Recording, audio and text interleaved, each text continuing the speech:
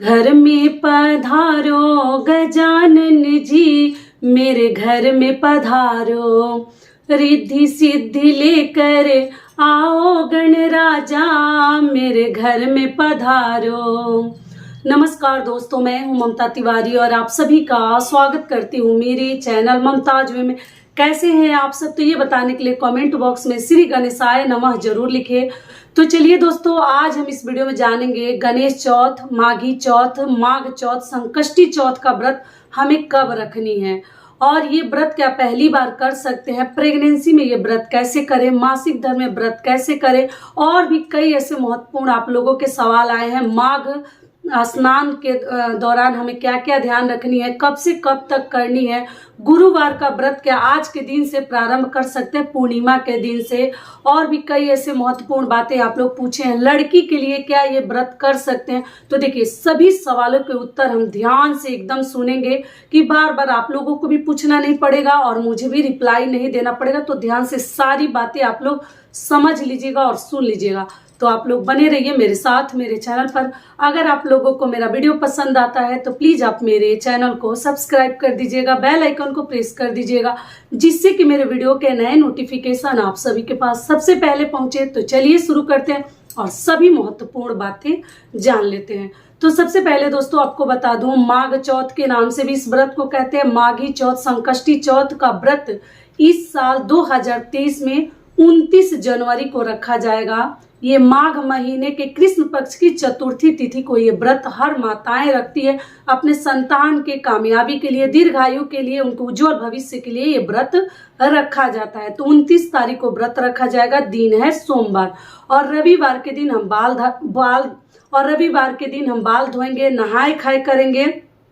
उसके बाद अगले दिन हम जो है व्रत रखेंगे। तो पहली बार व्रत करें या ना करें, सबसे पहला आप लोगों का सवाल है। तो देखिए, अगर आप लोगों के यहाँ मलमास अधिक मास माना जाता है तब आप लोग ना करें। होलिका दहन के बाद आप लोग कोई भी नया व्रत शुरू कर सकते हैं, बातों को ध्यान से समझिएगा। लेकिन अगर आपके यहाँ नहीं माना जाता अधिक मास तो आप लोग उठा सकते हैं। पहली बार दीदी उठा सकते हैं, अभी जस्ट बच्चा हुआ है तो जी। गणेश चौथ का व्रत अगर आपको संतान की प्राप्ति हो गई है तो तुरंत हमें उठा लेनी चाहिए, देर नहीं करनी चाहिए। बहुत भाग्य से ये व्रत हमें मिलता है करने को, तो आप लोग कर सकते हैं। लेकिन अधिक मास अगर माना जाता है तो मत उठाइएगा, अगले साल से उठाइएगा। 2025 में जब पड़ेगा गणेश चौथ का व्रत, हमेशा माघ चौथ से ही उठाते हैं। लेकिन कई ऐसे लोग हैं कि भादों के चौथ से भी नया व्रत शुरू करते हैं। तो आप अपने घर की परंपरा को देख लीजिएगा। लेकिन होलिका दहन के बाद आप लोग कोई भी नया व्रत शुरू कर सकते हैं। क्लियर हो गया? दूसरा आप लोगों का सवाल है कि दीदी प्रेगनेंसी में ये व्रत कैसे करें? तो आपको बता दूं कि देखिए, प्रेगनेंसी में ऐसा कुछ नियम नहीं है कि आप नहीं कर सकती हैं, क्योंकि ये जो व्रत है ना 24 घंटे का निर्जला उपवास नहीं है, ये 12 घंटे का ही है। तो इसमें जो है ना 12-14 घंटे रखकर और चंद्रदेव को अर्घ देके फिर हम जो फलाहार कर लेते हैं। अनाज आप लोग मत खाइएगा। कई ऐसी मेरी बहनें बोली हैं कि दीदी हमें मालूम नहीं था, हमारी सास बोलती है कि अनाज खाते हैं तो हम लोग खा लेते हैं। तो देखिए, अगर आपकी परंपरा है अनाज खाने की तो आप लोग खा सकते हैं, लेकिन इसमें अनाज नहीं खाते हैं। पूजा पाठ करके चंद्रदेव को अर्घ देकर और फिर जो है हम फलाहार करते हैं और पूरे दिन निर्जला और निराहार ये व्रत रखा जाता है। तो मान लीजिए प्रेगनेंसी में भी आप लोग ये व्रत रख सकती हैं, कोई प्रॉब्लम नहीं है। व्रत रखना मतलब ऐसा नहीं कि कोई सजा है। आप श्रद्धा लाइए ना भगवान के प्रति, आपको कहीं से कुछ नहीं होगा। बेड रेस्ट पे रहिएगा, कुछ भी मत हिलिएगा डुलिएगा ज्यादा, तो आप लोग एकदम ये व्रत रख सकते हैं पानी के बिना। बाकी मान लीजिए बहुत ज्यादा कोई क्रिटिकल कंडीशन है, डॉक्टर एकदम मना ही किया है, तब आप ना करें, केवल पूजा पाठ कर लीजिएगा। तो फलाहार पे रहें, लेकिन फलाहार पे ये व्रत नहीं रहा जाता है, रात को फलाहार किया जाता है। तो आप अपना कंडीशन देखकर तब आप लोग आगे का डिसीजन लीजिएगा। तो प्रेगनेंसी में आप लोग सभी कार्य कर सकते हैं, कथा पूजा पाठ सब कुछ कर सकते हैं। अगर आप लोग का स्वस्थ प्रेगनेंसी है, किसी भी प्रकार का क्रिटिकल कुछ नहीं है तो कर सकते हैं। अगला आप लोगों का सवाल है दीदी लड़की के लिए क्या ये व्रत रख सकते हैं? तो जी बिल्कुल, देखिए जिनको एक ही संतान ही है तो आप लड़की लड़का जो भी हो, नियम तो है, लोग कहते हैं कि वंश के लिए मतलब लड़का के लिए ये व्रत रखा जाता है, पहले के बड़े बुजुर्ग कहते हैं, लेकिन आजकल के जमाने में इतना देखने से नहीं चलेगा, लोग आजकल एक लड़की या एक लड़का रखते हैं, तो आप लड़की या लड़का किसी के लिए भी ये व्रत रख सकते हैं। यहाँ तक कि बहुत सारी बहनें पूछ रही हैं कि मतलब संतान क्या, हमें प्रॉब्लम है दीदी, संतान नहीं हो रहा है, तो इसके लिए क्या ये व्रत रख सकते हैं? तो जी आप बिल्कुल, चाहे तो गणेश जी के मतलब नियम तो है कि संतान होने के उपरांत ही ये व्रत रखा जाता है, लेकिन मान लीजिए अगर आपको श्रद्धा है, अगर गणेश जी से आप जो है पूजा पाठ करके उनसे प्रार्थना करना चाहती है तो ठीक है, आप व्रत रख के पूजा पाठ कर सकती हैं, लेकिन नियम है कि संतान होने के बाद ही ये व्रत किया जाता है। तो आप अपना श्रद्धा देख लीजिएगा, अगर आपको रखने का मन है तो आप लोग रख सकते हैं। ये भी क्लियर हो गया। अगला आप लोग का सवाल है दीदी माघ स्नान जो है कब से कब तक है? तो देखिए आज जो है पौष पूर्णिमा से लेकर, आज पौष पूर्णिमा है, वीडियो में डाली थी, बताई थी, और माघ पूर्णिमा तक आपका जो है माघ स्नान चलेगा। तो इसी में हम सभी को सुबह सूर्योदय से पूर्व हमें स्नान करना होता है। तो शारीरिक क्षमता के अनुसार आप लोग स्नान कीजिएगा, बिना कुछ किए ही, जैसे लग रहा है कि आवाज खराब हो जा रहा है, कोल्ड हो जा रहा है, बचते ही रह जा रहा है, फिर भी तबीयत खराब हो जा रहा है, तो आप लोग जो है अपना शरीर का पूरा कंडीशन देख लीजिएगा, सही सलामत है नहीं है, तब स्नान कीजिएगा, क्योंकि कार्तिक स्नान और माघ स्नान में बहुत अंतर है।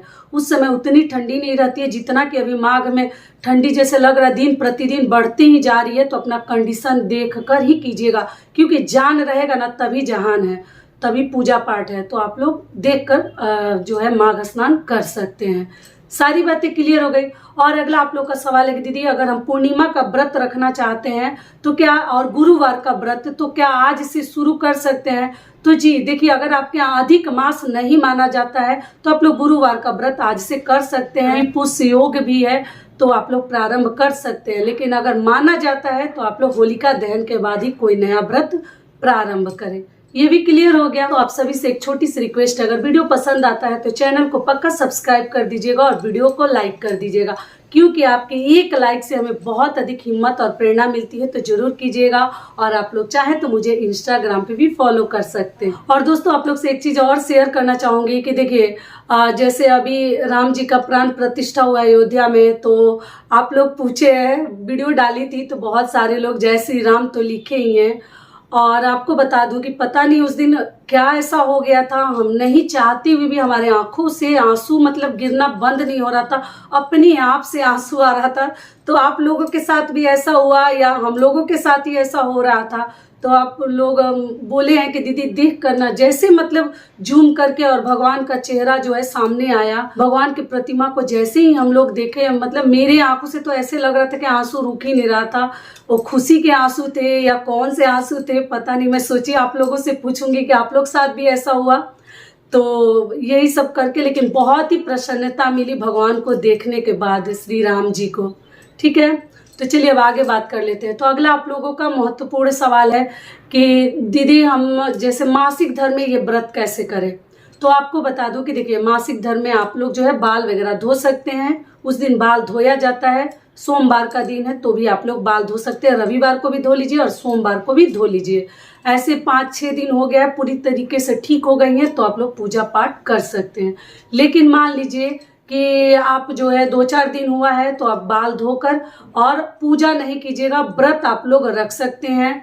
व्रत रखने के बाद आप साइड में बैठकर कथा वगैरह सब भगवान की सुन सकते हैं। पूजा विधि का देखिए वीडियो मेरे चैनल पे है, मैं पूरा पूजा विधि करके दिखाई हूँ, कौन कौन सी सामग्री चाहिए, पूजा कैसे करनी चाहिए, सब कुछ डिटेल में मैं करके दिखाई हूँ। आप लोग सर्च कीजिएगा, आपको मिल जाएगा। ये क्लियर हो गया। और जो भी लोग अभी तक तिल नहीं खरीदे हैं तो आज लास्ट दिन है, पूर्णिमा के दिन भी कम से कम खरीद लीजिएगा, क्योंकि माघ में माघ चौथ के लिए तिल जो है माघ में नहीं खरीदा जाता है, तो याद से आप लोग खरीद लीजिएगा। तो मासिक धर्म की बातें रह गई। तो देखिए आप जो है कथा भी सुन सकते हैं, व्रत भी रख सकते हैं, उपवास वगैरह रख कर, और आप जो है दूर से भगवान को मानसिक रूप से पूजा पाठ कर सकते हैं। व्रत हमें नहीं छोड़नी है, ठीक है, नहीं तो व्रत हमारा खंडित हो जाएगा। कोई भी व्रत छोड़कर नहीं करनी चाहिए। मजबूरी में अगर छूट गया है तो भी आप लोग इस साल कर सकते हैं। अगला आप लोग का सवाल है दीदी पिछले साल व्रत छूट गया था तो क्या इस साल कर सकते हैं? तो जी बिल्कुल कर सकते हैं। अगर किसी कारणवश असुविधा की वजह से या कोई भी परेशानी की वजह से छूट गया है तो आप लोग ये व्रत फिर से उठा सकते हैं। ये क्लियर हो गया। लेकिन पैरों में महावर वगैरह लगाकर अच्छे से तैयार होकर हमें तिल चौथ, गणेश चौथ और माघी चौथ, माघ चौथ का व्रत हमें करनी है। सारी बातें क्लियर हो गई। तो जितना आप सभी ने सवाल किए थे, प्रश्न किए थे, सभी के उत्तर आशा करती हूँ कि आप लोगों को मैं बता दी। तो ये वीडियो मेरा यहीं तक का था। फिर मिलती हूँ एक नए वीडियो में। तब तक के लिए नमस्कार। स्वस्थ रहिए, सुरक्षित रहिए और जहाँ कहीं भी रहिए खूब खुश रहिए। धन्यवाद।